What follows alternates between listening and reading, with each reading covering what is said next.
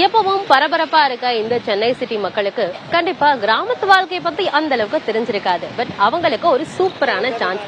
நம்ம YMCA கிரவுண்ட்ல இன்னைக்கு தொடங்கி தொடர்ந்து 3 நாளைக்கு கிராமத்து திருவிழா நடக்குது. நம்ம செய்தியாளர் ஆனந்தனும் அங்கதான் இருக்காரு. வாங்க அவர்கிட்ட பேசலாம். ஆனந்தன், நம்ம சென்னை சிட்டில ஒரு கிராமத்து திருவிழா கேட்கவே ரொம்ப நல்லா இருக்கு. அண்ட் நீங்க இப்ப அங்க போயிருக்கீங்க, அங்க என்னெல்லாம் இருக்கு ஸ்பெஷலா?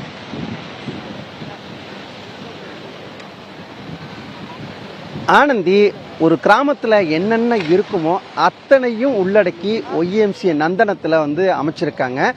செம்பொலி 2024 என்ற தலைப்பில் அமைச்சிருக்காங்க. மிகவும் பிரம்மாண்டமான இருக்குது. இதை பற்றி பேசுவதற்காக அதனுடைய ஒருங்கிணைப்பாளர் இருக்காங்க, நம்மகிட்ட இருக்காங்க. அவங்ககிட்ட நம்ம பேசலாம். சார் வணக்கம் சார்.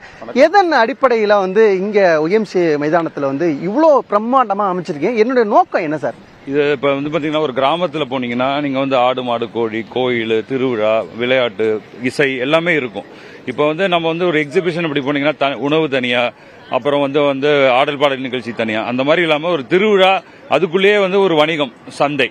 இதை சென்னையில் ஒரு கிராமத்து திருவிழா அப்படின்ற ஒரு அடிப்படையில் நாங்கள் கொண்டு வந்திருக்கோம். இதில் முழுக்க முழுக்க பார்த்தீங்கன்னா நாட்டின கால்நடைகள் இருக்கிற தமிழ்நாட்டில் இருக்கிற எல்லா மாடுங்க, ஆடு கோழி எல்லாமே கொண்டு வந்திருக்கோம். அது போக விதைகள் எப்படி பார்த்தாலும் 150-200 ரகமான காய்கறி விதைகள், அரிசி, இந்த மாதிரி நெல் விதைகள், அரிசி வணிகமும் இருக்கு, உணவாகவும் இருக்கு. எப்படி ஒரு 100க்கும் மேற்பட்ட பாரம்பரிய உணவு வகைகள் அதுவும் நம்ம வச்சிருக்கோம் இங்க. இப்போ நம்ம பார்க்கும்போது ஒரு உணவு இங்கே சென்னையில் ஆர்டர் பண்ணி ஒரு ஸ்விக்கி டொமேட்டோ அதில் தான் நம்ம ஆர்டர் பண்ணி சாப்பிடுவோம். ஆனால் இங்கே அந்த உணவு உற்பத்தி செய்கிறதுக்கு எவ்வளோ சிரமம், அந்த உணவு உற்பத்தி செஞ்சு அது விற்பனை செய்த எவ்வளோ சிரமம், அதை குறித்து பேசுவதற்காக மட்டும் இருக்காங்க. அவங்ககிட்ட கேட்பேன். சார், இப்போ நீங்கள் நிறைய பார்க்கும்போது அந்த விதை பொருட்கள்லாம் நிறையா இருந்துச்சு, விவசாய பொருட்கள் நிறைய இங்கே இருக்குது. அதை விற்பனை பண்ணுறதுக்கு இப்போ உள்ள காலகட்டத்தில் என்ன மாதிரியான தரமான பொருட்களை வாங்கி மக்கள் உண்ணணும், அதுக்கு இந்த கிராமிய அந்த நிகழ்வு இது மூலமா என்ன சொல்ல விரும்புறீங்க? அதாவது நம்ம என்ன சாப்பிடுறோம், அது எங்கிருந்து வருது, யாரு உற்பத்தி பண்றாங்க. இப்போ ஒரு ஐபோன்னா அது ஸ்டீவ் ஜாப்ஸ் தான் உற்பத்தி பண்ணாரு ஒரு காலத்துல. அவரோட வாழ்க்கை வரலாறே தெரியும். ஆனா நம்ம சாப்பிடுற உணவு அதோட வரலாறு பின்னணி என்னன்னு நமக்கு தெரியாது. இவங்க தான் உங்களோட உணவு உற்பத்தி பண்றாங்க, இவங்க தான் அதை மதிப்பு கூட்டல் பண்றாங்க, இவங்க தான் வணிகம் பண்ணி உங்களுக்கு கொடுக்கறாங்க. இதுதான் உள்ள இருக்கு அப்படின்ற விஷயங்கள் எல்லாத்தையும் நம்ம இங்க காட்டுறோம்.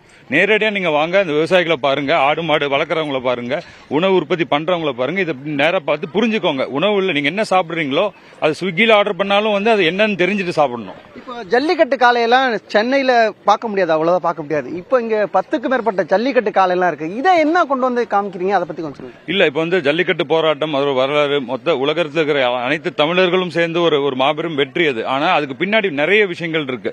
அது ஏன் வளர்க்குறாங்க, ஏன் அது எப்படி இருக்கு, இந்த விஷயங்கள்லாம் புரிய வைக்கிறதுக்கு அது நம்ம ஒரு டிவிலயோ வீடியோலயோ ஒரு இன்டர்நெட்லயோ பார்க்கும்போது நமக்கு அது பெருசா புரியாது. இப்ப பாத்தீங்கன்னா மாடு பயப்படும் அப்படின்வாங்க. இங்க நாங்க காளை கட்டியிருக்கோம்னா எல்லாம் ஒதுங்கி தான் போவாங்க.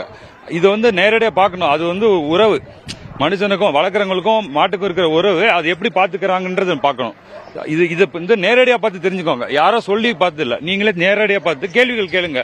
ஒவ்வொரு இனத்தை பத்தியும் நாங்க தகவல் வச்சிருக்கோம். எங்கிருந்து வந்திருக்கு, அது ஏன் அப்படி இருக்கு, அந்த இடத்தோட அதுக்கு சம்பந்தம் என்ன அப்படின்றதெல்லாம் நம்ம சொல்றோம். அங்க நம்ம இங்க பார்க்கும்போது தெரிஞ்சிச்சு ஆனந்தி, மிகவும் பிரம்மாண்ட முறையில் ஆடு மாடு ஜல்லிக்கட்டு காலை ரேக்ராஸ் செல்லக்கூடிய அந்த வண்டி இப்படி பிரம்மாண்டமாக அமைச்சிருக்காங்க. 3 நாள் சென்னை மக்களுக்கு ஒரு விருந்தாவே இது அமைய இருக்கிறது.